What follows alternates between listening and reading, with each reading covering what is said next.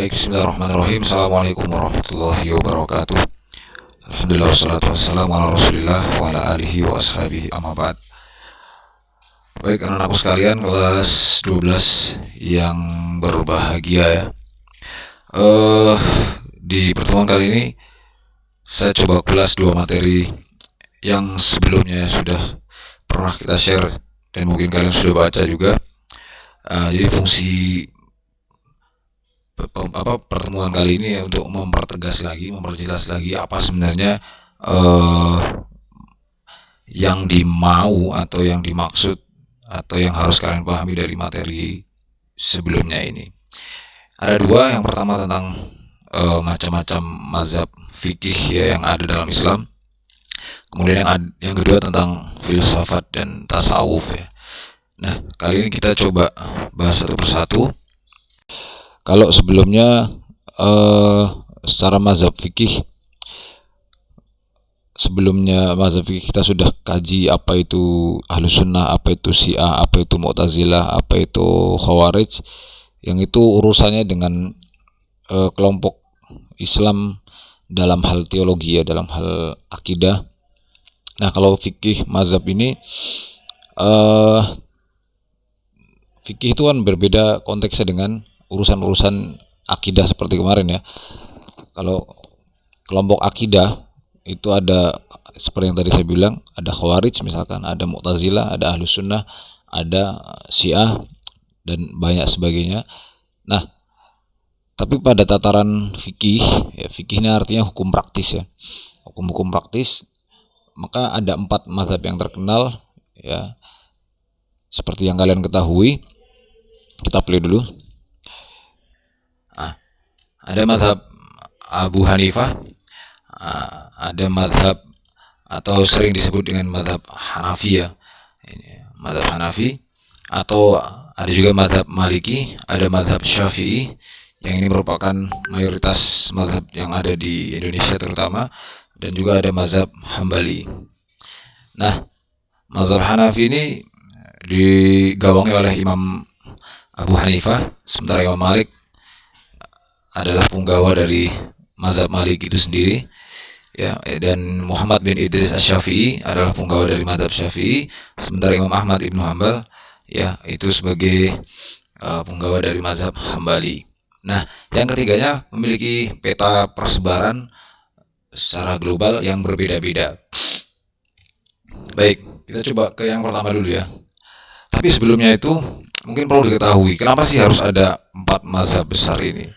Kenapa harus 4? Sebenarnya nggak hanya 4 ya. Kalau kita bicara sejarah, ada banyak sebenarnya. Namun 4 ini adalah yang kemudian paling masyhur ya, paling banyak yang menganut. 4 paling banyak pengikutnya ini 4 ya. Dan imam-imam besar pada saat itu sebenarnya banyak gitu kan. Namun pemikirannya, gagasannya dalam masalah fikih tidak seberapa berkembang ya, dan yang paling berkembang cepat dan banyak pengikutnya ya 4 orang ini. Nah, sehingga dikerucutkan menjadi 4 mazhab besar dalam Islam, terutama mazhab fikih ya. Nah, dalam mazhab Islam ini kenapa sampai ada 4? Ya, faktornya banyak ya. Misalkan faktor, dan karena ini beda-beda semua ya kan. Mazhab Hanafi punya metodologi sendiri dalam pengambilan hukum, mazhab Malik juga punya metodologi sendiri, Syafi'i juga punya metodologi sendiri, begitu juga Hambali. Nah, banyak sebab kenapa bisa berbeda secara produk hukum atau pemikirannya. Yang pertama karena memang secara zamannya mereka itu berbeda ya. Zaman itu berbeda. Yang paling senior itu di sini ada Imam Abu Hanifah ya, mazhab Hanafi. Kemudian yang nomor 2 ada Imam Malik. Yang nomor 3 ada Imam Syafi'i. Pada generasi yang terakhir ada Imam Ahmad bin Hanbal. Nah, karena generasi yang berbeda ini, tentu kebutuhan secara bahasanya konteks zaman itu antara zamannya Imam Abu Hanifah dengan Imam Malik tentu berbeda. Nah, karena perbedaan masa itu kadang-kadang mengakibatkan suatu hukum juga berbeda. Misalkan nih, sederhananya kita bicara Indonesia misalkan. Indonesia pada awal kemerdekaan tentu banyak yang berbeda dengan Indonesia zaman sekarang. Nah, perbedaan itu misalnya secara sosial anggaplah sebut saja misalkan untuk orang Islam zaman dulu sebelum tahun 90-an akhir ke belakang ya, mungkin orang yang nggak pakai jilbab itu ya biasa aja meskipun dia muslim gitu kan. Nah, jadi masalah jilbab belum terlalu dianggap masalah di Indonesia saat itu. Namun seiring berkembangnya zaman, berkembangnya dakwah dan lain sebagainya, hari ini misalkan ada seorang muslimah tidak berjilbab, tentu akan punya pandangan yang berbeda itu, yang nggak sama dengan dulu gitu kan. Ya, karena sekarang zamannya orang jilbaban gitu kan. Sehingga kalau ada seorang muslimah nggak jilbaban akan lebih menjadi masalah daripada zaman dulu gitu kan. Nah, ini kan sederhananya dulu sama sekarang aja berbeda. Nah, dalam banyak hal pun begitu gitu kan. Sehingga itu mengakibatkan banyak perbedaan dalam mereka mengambil suatu kesimpulan hukum. Yang kedua, perbedaan berikutnya kenapa bisa berbeda, karena ya itu prinsipnya likulli ro'yun. Setiap manusia itu pasti punya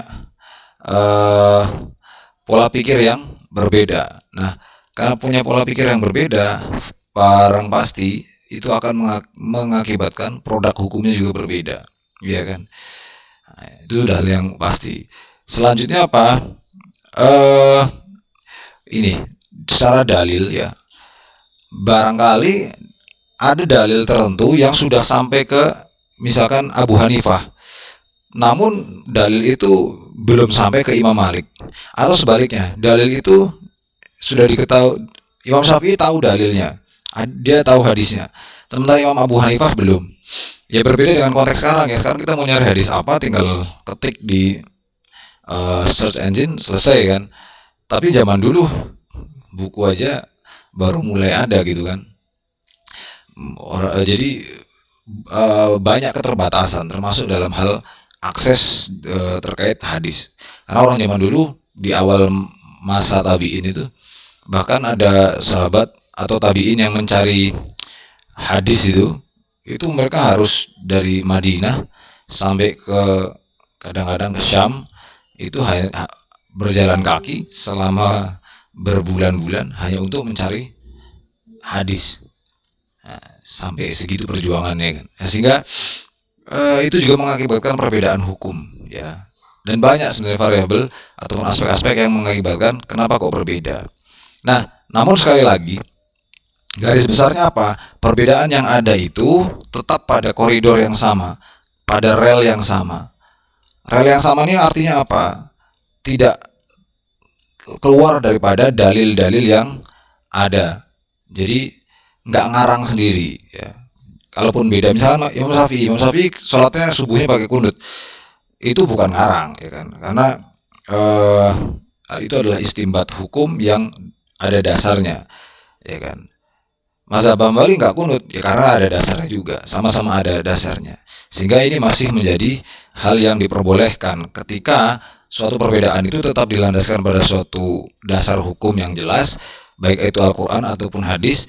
Nah, namun nanti ada perbedaan karena aspek, misalkan penafsiran, aspek pemahaman dan lain sebagainya, selama masih di koridor, ya, itu menjadi tidak masalah. Hanya saja nanti pada kajian fikih di masa kita ya, ada istilahnya mana mencari yang paling rojih itu paling kuat. Misalkan kita baca pendapat tentang sholat tarawih ya, sholat tarawih itu 11 rakaat atau 23 atau berapa, mana yang paling rojih, apakah dua-dua ngerjakannya atau 4-4 atau seperti apa. Nah, perbedaan kan ada nih di antara 4 imam ini. Nah, mana yang paling kuat secara dasar hukum. Nah, itu ya yang kemudian kita ambil. Itu istilahnya dalam Muhammadiyah misalkan disebut sebagai tarjih. Tarjih itu adalah suatu proses pengambilan hukum yang paling kuat dari hukum-hukum yang ada. Menentukan paling kuatnya itu dari mana? Dilihat secara landasan hukum. Secara landasan hukum dari keempatnya ini yang paling kuat mana? Kalau dalil misalkan yang satu menggunakan dalil hasan, yang satunya menggunakan dalil yang sahih. Tentu kalau ada hasan ketemu sahih, yang dijadikan rujukan utama adalah yang sahih. Nah, kurang lebih begitu ya. Oke. Nah, itu terkait daripada kenapa perbedaan itu bisa terjadi. Lalu sebenarnya siapa itu Abu Hanifah atau mazhab Hanafi? Pendirinya adalah seorang imam besar pada saat itu yang bernama Abu Hanifah. Yang Abu Hanifah ini nama lengkapnya adalah Abu Hanifah ibnu Nu'man ibnu Sabit At-Taimi Al-Kufi. Ya. Kemudian metodologi fikihnya Abu Hanifah seperti apa? Ya, Abu Hanifah memiliki metodologi yang terkonsep secara struktural. Beliau pertama-tama mendasari mazhabnya pada Al-Quran dan ya ini udah landasan paten ini. Siapapun imamnya pasti begini. Jika beliau tidak menemukan dasarnya di Al-Quran, maka mencari ke Sunnah. Jadi pertama itu cari dulu di Quran. Kalau tidak ada di Quran, baru di hadis. Ya, jika tidak ada di hadis juga, maka beliau mencarinya di pendapat para sahabat. Nah, ini yang ketiga. Nah, yang ketiga mencari pendapat kalangan para sahabat. Jadi di Al-Quran dulu, kalau Al-Quran nggak ada, cari di hadis nggak ada, cari pendapat para sahabat. Ya, jika perkataan sudah sampai pada Ibrahim, ya An-Nakhai, maka beliau beristihad. Maka kalau sampai pada titik seorang sahabat yang akhir-akhir, maka barulah kemudian beliau beristihad. Karena belum menemukan hukum yang jelas, maka beristihad. Istihad ini dibolehkan. Istihad itu apa sih? Istihad itu mengupayakan suatu hukum baru, ya, dengan melihat pertimbangan apa sih dasar-dasar di Al-Quran seperti apa, di hadis seperti apa, ya. Misalkan kayak hukum alkohol di Al-Quran kan nggak ada, karena Al-Quran nggak bahas alkohol, zaman itu belum ketemu alkohol. Atau narkoba misalkan. Nah, di hadis juga nggak ada narkoba kan, karena zaman itu belum ada narkoba. Nah, lalu bagaimana kita bisa menggali hukum narkoba itu? Nah, dengan ijtihad. Makanya di dalam ijtihad itu ada salah satu metode, misalkan salah satunya adalah kias. Kias itu apa? Menganalogikan, mencocokkan kasus yang baru terjadi sekarang, kayak tadi ya, adanya narkoba, adanya alkohol, dengan kasus yang ada di zaman Nabi misalkan. Di zaman Nabi hukum yang kira-kira sama apa? Sehingga nanti bisa dikiaskan, bisa dicocokkan, dianalogikan.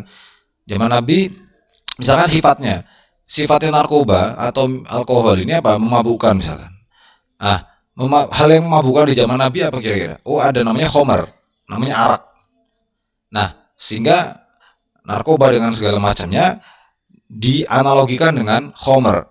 Karena sifatnya apa? Sama-sama memabukkan, sama-sama menghilangkan akal sehat. Ya, sama-sama candu.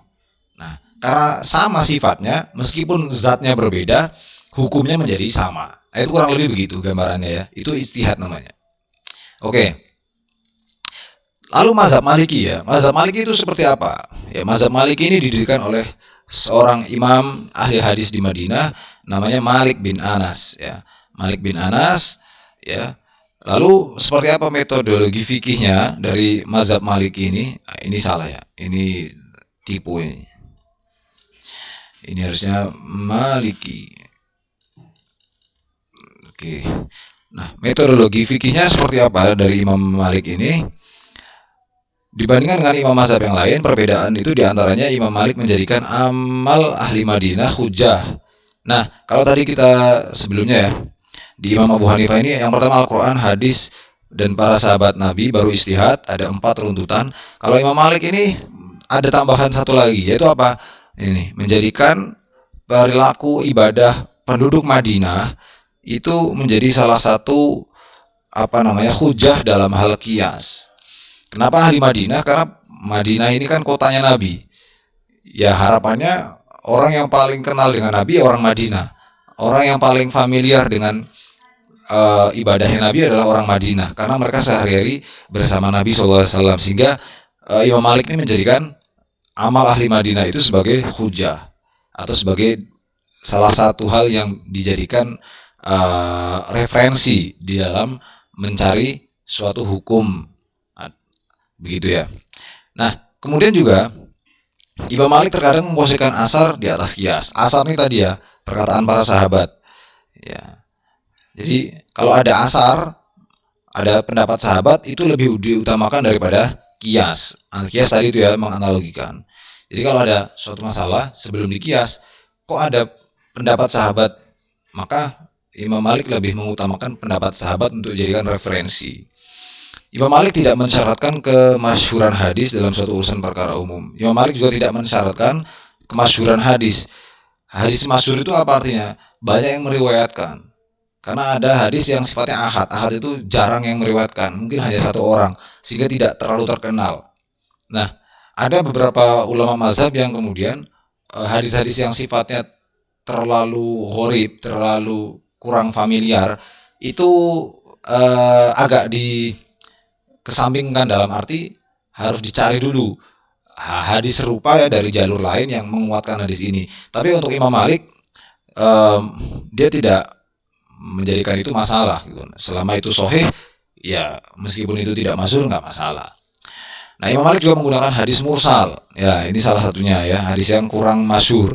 Beliau juga mensyaratkan penerimaan hadis ahad selama hadis itu tidak menyalahi ahli Madinah. Nah, itu juga yang tadi saya jelaskan. Imam Malik juga menetapkan hukum dengan istihsan. Ya, tadi berarti asar, qiyas, terus istihsan. Istihsan itu apa? Istihsan itu suatu hal yang dianggap baik tapi selama tidak menyalahi koridor. Ya, misalkan kalau dicontoh di kita misalkan ya, istihsan itu gampangannya, contoh yang sederhananya ya suatu kegiatan sehari-hari itu nggak ada contohnya dalam Islam tapi nggak menyalahi juga kalau kita lakukan. Misalkan apa? Kita salaman sama orang tua sambil cium tangan misalkan. Ya, itu kan tuntunannya tidak ada, Nabi nggak pernah mencontohkan, tapi itu tidak ada salahnya juga karena bukan hal yang misalkan itu bukan ibadah pokok yang harus plek ketiplek sama contoh dari Nabi, bukan kan. Jadi kalaupun kemudian kita mengadopsi budaya setempat dan itu tidak bertentangan dan itu baik ya kan, maka tidak masalah. Oke. Nah, itu beberapa metodologi dari Imam Malik ya. Lalu sekarang Imam Syafi'i. Oh ya, tadi perkembangannya belum ya. Mazhab Hanafi, kita flashback ke Hanafi dulu. Mazhab Hanafi ini banyak tersebar di Afghanistan, Irak, Persia. Persia ini sekarang ya daerah Iran itu ya. Kemudian Mesir, Turki ya, dan beberapa India atau daerah situ. Sementara mazhab Maliki itu banyak berkembang seperti di Afrika Utara. Daerah Afrika Utara itu ada misalnya Mesir, Libya, Tunisia, Aljazair gitu kan, dan beberapa negara Eropa ya, bekas daerah kekuasaan waktu kejayaan Islam di Cordova ya, di daerah Spanyol berarti. Kalau orang Islam yang di Spanyol, Itali, mungkin secara mazhab banyak yang Maliki. Lalu sekarang ke Imam Syafi'i ya. Imam Syafi'i itu siapa? Namanya Muhammad bin Idris Asy-Syafi'i. Imam Syafi'i ini muridnya Imam Malik ya. Dia murid langsung dari Imam Malik. Nah, Imam Malik ini gurunya Imam Syafi'i. Dan Imam Syafi'i waktu pertama kali sama ibunya diantar ke Imam Malik, sama Imam Malik disuruh membaca kitab karyanya Imam Malik namanya Al-Muwatta ya. Al-Muwatta itu kitab fikih yang cukup tebal. Ketika besoknya ditanya ke Imam Syafi'i mengembalikan buku itu. Dibilang sudah selesai, sudah hafal. Karena memang Imam Syafi'i ini salah satu imam besar yang memang memiliki kecerdasan intelektual yang luar biasa ya, di atas rata-rata, karena hafalannya sangat kuat, sangat cepat, sehingga tidak heran kalau kemudian dia menjadi seorang imam mazhab besar dan mungkin yang paling besar di dunia gitu kan, paling banyak pengikutnya. Nah, Imam Syafi'i mulai mendirikan mazhabnya Imam Syafi'i mulai mendirikan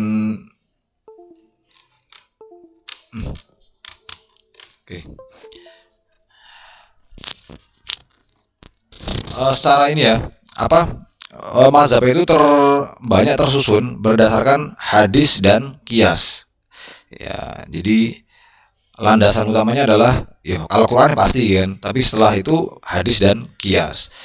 Metodologi yang digunakan Imam Syafi'i itu hasil kolaborasi dari ilmu hadis yang dipelajari dari ahli hadis di Hijaz dan para ahli qiyas di Irak. Jadi waktu itu di daerah Hijaz itu banyak ahli hadis di sana. Sementara di daerah Irak ya, itu banyak ahli qiyas, ahli fikih di sana. Nah, Imam Syafi'i berusaha mengkolaborasikan antara keduanya ini, antara hadis dan qiyas. Nah, kedua ilmu tersebut dielaborasikan oleh beliau sebagai dasar mazhabnya. Nah, dasar-dasar mazhab Syafi'i ini dapat dilihat dalam kitab Ushul Fiqh, Ar-Risalah, dan kitab Nah, ada dua karya besar Imam Syafi'i, yaitu Ar-Risalah dan juga kitab ya. Dua kitab ini adalah karya utama daripada Imam Syafi'i yang sampai sekarang masih menjadi rujukan utama ya, atau referensi induk dari banyak perkara fikih ya. Oke, lalu perkembangannya seperti apa? Perkembangan mazhab Syafi'i ini mungkin paling banyak ya, salah satu di negara kita ya.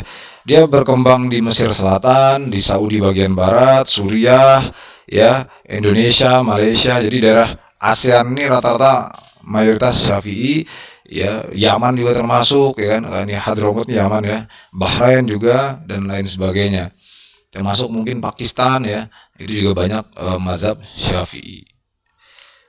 Nah, yang terakhir adalah mazhab Hambali. Mazhab Hambali ini adalah mazhab yang paling bontot ya, paling terakhir, dan dia paling muda, dan pencetusnya atau imamnya adalah Ahmad bin Hambal ya.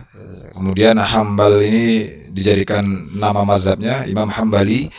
Lalu metodologi fikihnya seperti apa? Pada prinsipnya, prinsip dasar mazhab Hambali hampir sama dengan mazhab Syafi'i. Jadi secara garis besarnya metodologi yang digunakan mirip dengan mazhab Syafi'i ya. Hal ini karena Imam Hambali berguru pada Imam Syafi'i.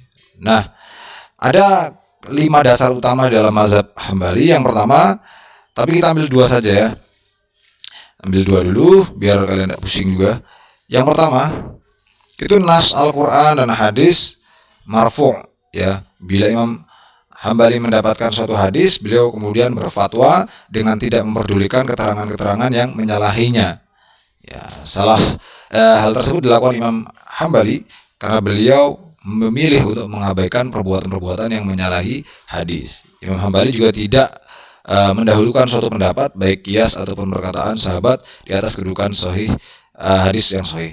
Jadi kalau biasanya misalnya Imam Syafi'i lebih mendahulukan hadis di atas qiyas, maka kalau Imam Ahmad bin Hambal ini dia tidak mendahulukan salah satunya, tapi yang didahulukan tidak menjadi masalah mana yang didahulukan, tapi bagaimana kemudian kalau ada qiyas, kalau ada hadis itu di al-jam'u namanya, disatukan sehingga diambil hukum yang memang dasar qiyasnya ada, dasar hadisnya juga ada. Nah, sehingga dianggap lebih rajih begitu ya. Kemudian dasar yang kedua, misalkan hadis mursal atau hadis dhaif dalam Imam Hambali ini, Imam Ahmad bin Hambal, tetap dipertimbangkan hadis mursal dan hadis dhaif apabila tidak didapati keterangan-keterangan yang menolak hadis tersebut. Jadi nggak semua hadis dhaif itu menjadi ditolak ya. Hadis dhaif itu baru ditolak ketika pada urusan akidah, urusan yang menjelaskan tentang hakikat Tuhan, hakikat Allah, kepercayaan, keimanan, itu nggak boleh hadis dhaif dipakai. Tapi pada hadis dhaif yang pada masalah fadailul amal, masalah-masalah tentang keutamaan suatu amalan misalkan, dia masih boleh diterima. Nah, ini juga yang diamini oleh Imam Ahmad bin Hambal. Nah, bagi Imam Ahmad bin Hambal berhujjah dengan hadis dhaif tidak masalah selama hadis dhaif tersebut tidak batil, tidak mungkar, dan tidak ada perawi-perawi yang dituduh dusta. Jadi tetap ada variabel-variabel ataupun syarat-syarat di bawahnya yang menjadikan hadis dhaif itu boleh dipakai, nggak ngasal gitu ya. Nah, itu beberapa ciri ya metodologi yang dipakai oleh Abu Hanifah. Ya. Lalu perkembangannya seperti apa? Mazhab Hambali ini kalau kita temukan yang paling umum itu Saudi ya. Saudi itu mayoritas mazhabnya adalah Hambali. Saudi ini 99% dia bermazhab Hambali. Tidak hanya Saudi, di kawasan negara Teluk terutama itu juga rata-rata Hambali ya. Misalkan Kuwait, Qatar, ya, atau Uni Emirat Arab, pokoknya negara Teluk itu. Negara Teluk itu ada Saudi, Uni Emirat, Kuwait, Qatar ya. Itu rata-rata mazhabnya Hambali. Di Indonesia banyak. Di Indonesia biasanya yang bermazhab Hambali adalah kalangan orang-orang Salafi, ya, yang memang rata-rata pendapat fikihnya merujuk ke mazhab Hambali. Kalau NU rata-rata lebih ke Syafi'i sekali ya. Kalau Muhammadiyah dia tidak berafiliasi ke salah satu mazhab ya, jadi tidak ke Hambali, tidak ke Syafi'i, tapi diambil mana yang paling kuat. Kalau yang paling kuat kebetulan adalah mazhabnya Hambali, ya Muhammadiyah mengambil pendapatnya Hambali. Kalau yang paling kuat kebetulan mazhabnya Syafi'i, ya yang diambil itu. Jadi mana yang paling kuat. Makanya Muhammadiyah di dalam penjelasannya pun memang dia tidak bermazhab salah satu, tapi mazhabnya adalah Al-Quran dan Sunnah. Itu kenapa juga dalam Muhammadiyah diadakan satu lembaga khusus untuk membahas masalah hukum ya, yang disebut dengan majelis tajdid dan tarjih. Nah, baik, itu ya. Itu terkait dengan mazhab empat yang ada di dunia ini ya. Selanjutnya, sebentar. Nah, kita coba bahas tentang yang ini ya, filsafat dan tasawuf. Sebentar. Oke. Nah, sekarang kita bahas tentang filsafat dan tasawuf. Filsafat dan tasawuf ini apa sebenarnya? Ini ya dua hal yang berbeda ya. Dua hal yang berbeda. Filsafat itu adalah cara konteks cara berpikir seorang manusia, berpikir yang mendalam, berpikir yang terstruktur, sistematis. Sementara tasawuf itu, jadi kalau ini urusannya akal pikirannya. Kalau tasawuf ini lebih ke pengalaman spiritual ya, pangkalnya ada di hati berarti ya, atau rohani. Jadi dia pangkalnya lebih ke spirit ya, spiritualnya seperti apa. Nah, jadi apa itu sebenarnya filsafat? Ya, filsafat bisa disebut sebagai studi tentang seluruh fenomena kehidupan dan pemikiran manusia secara kritis dan dijabarkan dalam konsep mendasar. Makanya tidak mudah untuk kemudian kita mempelajari suatu filsafat kan. Kita butuh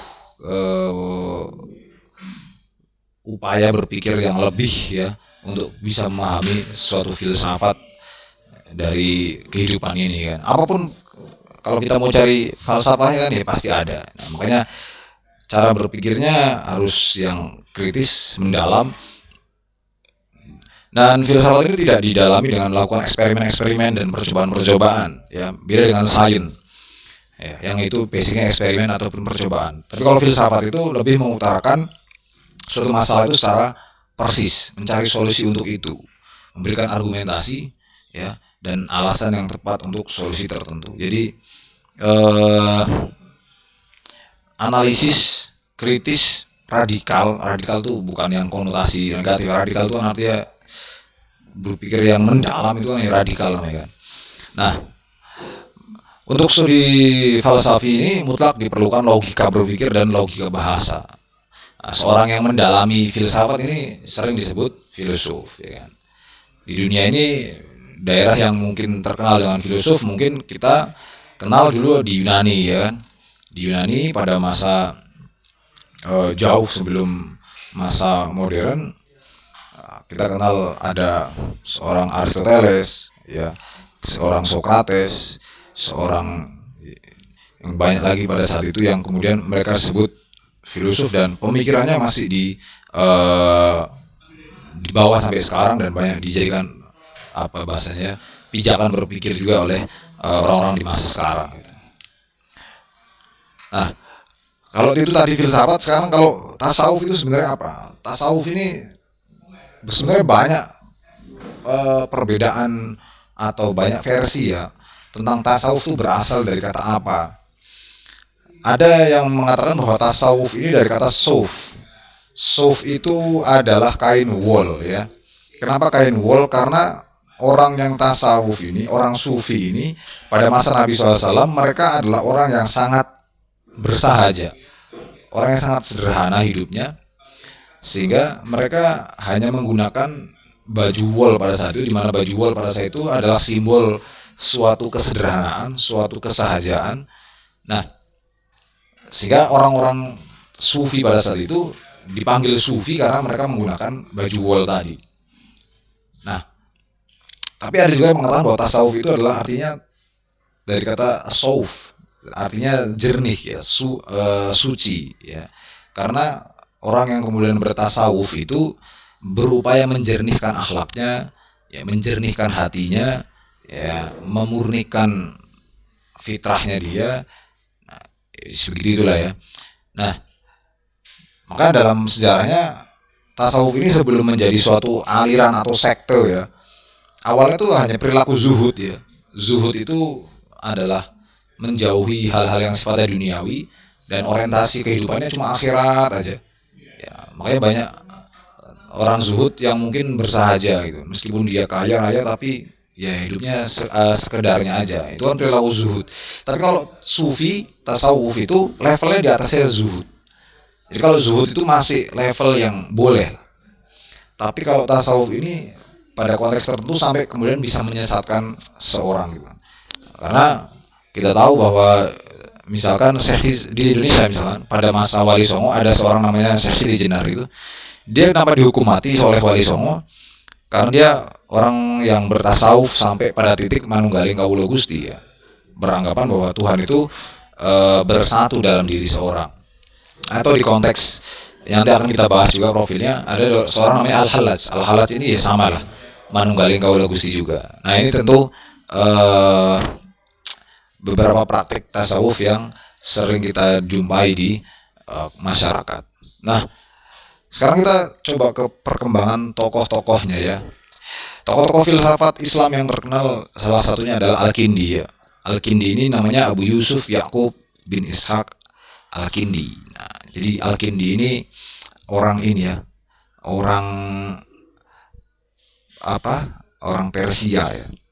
Orang Persia. Nah, dia lahir tahun 8 abad ke-8 Masehi, abad ke-8 Hijriah, tahun 800-an. Nah, dikenal sebagai filsuf pertama yang lahir dari kalangan Islam. Nah, banyak karya-karya orang filosof Yunani ya, seperti Aristoteles, Plato dan lain sebagainya itu yang kemudian ia terjemahkan ke dalam bahasa Arab, yang kemudian itu banyak kemudian dijadikan referensi oleh orang lain gitu kan. Itu Al-Kindi. Jelas saja ya. Kemudian ada Al-Razi ya. Yang kedua ada Al-Razi, atau nama aslinya adalah Abu Bakar Muhammad bin Zakaria Al-Razi. Dia orang Persia juga. Ya, dikenal sebagai seorang pakar sains di Iran ya. Dia hidup di rentang abad ke-8 dan ke-9 Hijriah. Kemudian Al-Razi ini dia mempelajari banyak hal ya, tidak hanya filsafat ya, bahkan matematika, kimia, dan sastra. Bahkan dia dalam bidang kedokteran, ia berguru pada Hunain Ibnu Ishaq. Nah ini istimewanya generasi Islam abad ini ya, abad ke-8 rentang abad 8-9 itu. Makanya nggak heran waktu kalau kita bicara sejarah Islam misalkan, masa ke masa Islam itu ada di abad ke-7 sampai abad 12 Hijriah. Ya karena memang waktu itu bayangkan orang sekelas Al-Kindi, Al-Razi, Al-Farabi, ya, Al-Ghazali, Ibnu Sina dan lain sebagainya itu banyak gitu ya. Bayangkan dia seorang yang terkenal sebagai filosof, tapi dia juga paham sekali dengan matematika, dia paham sekali dengan sastra, bahkan di bidang kedokteran juga dia menguasai. Sangat banyak disiplin ilmu yang dia kuasai. Sehingga tidak heran memang saat itu Islam menjadi salah satu agama sekaligus sebuah empire di dunia yang menguasai dan mencapai masa kejayaannya. Nah, ada juga Al-Farabi ya. Al-Farabi ini namanya Abu Nasir Muhammad Ibnul Farah Al-Farabi. Ya, Al-Farabi ini lahir di Damaskus, di Syam ya. Dia seorang filosof yang dikenal dengan nama panggilan Al-Farabi, ya, juga dikenal sebagai dalam bahasa Latinnya Al-Paribus, ya, Al-Paribius. Nah, Al-Farabi ini dia belajar banyak juga, ya. Tidak hanya seorang filosof, dia belajar Al-Quran, dia belajar tata bahasa, sastra, bahkan dia belajar fikih, tafsir, hadis, ya, dan aritmatika. Yang kemudian dalam perjalanannya dia menjadi seorang komentator filsafat Yunani yang ulung di dalam dunia Islam, ya. Nah, kontribusinya terletak di berbagai bidang seperti matematika, filosofi, pengobatan, bahkan musik. Bayangkan kan. Al-Farabi juga tidak hanya satu bidang saja dia kuasai, matematika, filsafat, pengobatan, ya kan, musik bahkan. Jarang kan orang zaman sekarang bisa sekomplit itu pengetahuannya dan ahli gitu kan. Nggak hanya sekedar ngerti tapi betul-betul ahli juga. Itu sekarang Ibnu Sina atau Avicenna, ya. Avicenna atau Ibnu Sina ini juga seorang filosof, dia juga seorang ilmuwan, dia juga seorang dokter, ya. Kebangsaannya dia adalah orang Persia, ya. Orang Persia. Nah, dia rentang waktu kehidupnya di abad ke-9 sampai abad ke-10. Nah, dia sering dijuluki sebagai bapak kedokteran modern, ya, karena dia sangat terkenal dengan karyanya yaitu Al-Qanun Fitib, ya, yang merupakan rujukan di bidang kedokteran selama berabad-abad, ya, dengan yang banyak kemudian dijadikan referensi di dunia kedokteran sampai sekitar abad pertengahan begitu. Nah, sama Ibnu Sina ini orang yang keilmuannya juga luar biasa. Dia mungkin lebih terkenal sebagai dokter di bidang kedokteran, ya, atau tabib begitu, tapi dia juga seorang yang filosof sejati juga. Dia seorang keilmuan sejati juga karena dia faham juga tentang astronomi, bahkan dia juga faham juga tentang dunia matematika, ya, dan lain sebagainya. Oke, saat itu banyak orang Islam yang dia tidak hanya ngerti agama atau dia nggak hanya sekedar ngerti sains, tapi dia ngerti itu semua dalam waktu yang bersamaan. Dia paham agamanya, dia paham sains, dia paham bahkan filsafat yang sebagai suatu ilmu yang betul-betul mengandalkan cara berpikir gitu. Ada juga Ibnu Rushd misalkan, atau sering disebut sebagai Averroes, ya. Ibnu Rushd atau Averroes ini dia seorang yang hidup di abad ke-11, ya, sampai abad ke-12, dan dia seorang yang ahli di bidang filsafat, teologi Islam atau akidah. Dia juga ahli di bidang kedokteran, dia juga ahli di bidang astronomi, fisika, bahkan linguistik. Bayangkan berapa itu kan. Hampir semuanya sama. Dari tadi yang pertama Al-Kindi, Al-Razi, kemudian Al-Farabi, kemudian Ibnu Sina, kemudian juga Ibnu Rushd, sama-sama mereka sama menguasai lebih dari 3 disiplin ilmu dalam satu waktu dan ahli luar biasa. Nah, dan tidak hanya kemudian pengaruh mereka berhenti pada lingkup dunia Islam saja, bahkan pengaruh mereka sampai ke barat, ya kan. Bagaimana kemudian pemikiran-pemikiran Aristoteles, Socrates, Plato dan lain sebagainya dari para filosof-filosof Yunani saat itu justru ibaratnya yang menafsirkan itu ya orang-orang tadi, para filosof-filosof Islam tadi. Sehingga ini memberikan banyak enlightenment atau pencerahan bagi dunia barat saat itu. Nah, itu tadi beberapa tokoh filsafat, ya. Sementara kemudian kalau kita bicara tokoh tasawuf, setidaknya ada 2 yang kita coba angkat. Yang pertama Imam Ghazali dan yang kedua adalah Al-Hallaj. Imam Ghazali ini unik sebenarnya, karena Imam Ghazali ini sebenarnya bukan dari seorang tasawuf murni. Dia seorang filosof. seorang filosof yang kemudian dia pada perjalanan proses berpikirnya menganggap bahwa filsafat ini kurang tepat begitu kan, karena banyak menggelincirkan orang dalam banyak aspek, terutama masalah keyakinan dengan Allah begitu ya, karena terlalu mendewakan akal dan lain sebagainya.